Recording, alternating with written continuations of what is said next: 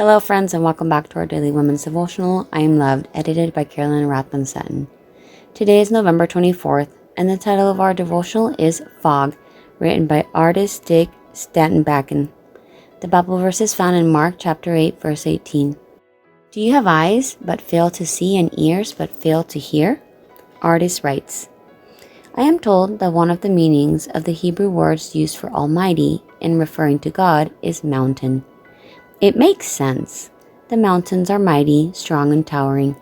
I love that idea because from where I sit for my daily devotions, I can see two mighty mountains, Meeker, just under 14,000 feet high, and Long's Peak, which is 14,255 feet high. Almost always they have some snow on them and often clouds, raging around the peaks. It always makes me think of God and His might and majesty. There are many small lakes in the few miles between us and the foothills, so there is sometimes morning fog in the area. This morning was that way. The fog rose and lowered. We could see a tree and then it disappeared, only to show up sharply against the white background. Sometimes the fog hides the peaks, and at other times the mountains rise above the fog, bright with sunshine.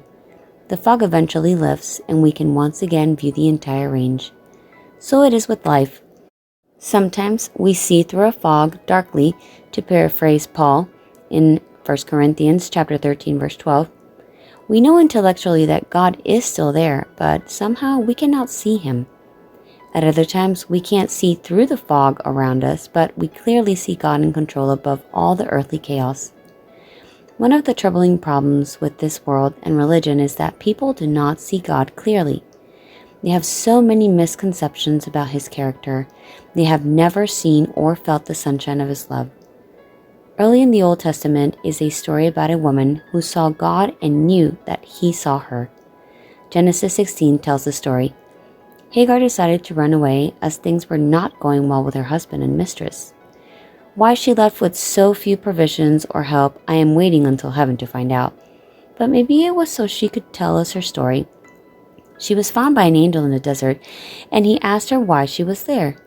She told him, and he told her to return to her mistress and that she would have a child.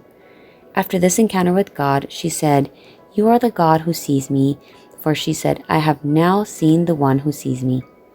We find this in Genesis 16, verse 13. When we clearly see God above or through the fog and know that He is watching over us, we can trust and follow Him. Artist Dick Stanton-Backen edited these devotional books from her home in Colorado, United States of America, for a number of years after retiring as Director of Women's Ministries at the General Conference of Seventh-day Adventists. She and her husband Dick loved their 2 children and their spouses and 4 grandchildren. She is once again finding time to pursue some hobbies.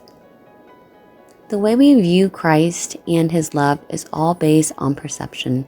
Sometimes when the heavy fog is in front of us, we can't really see Him, we can't even feel Him, and we wonder if He's even there. And then other times, in days that are not so foggy, we know for sure that Christ is there. But we should know that He's there even when we can't see Him. He manifests Himself not physically, but spiritually and emotionally. Let's have faith like Hagar did. I hope you're blessed, you enjoyed today's devotional, and I will see you again tomorrow.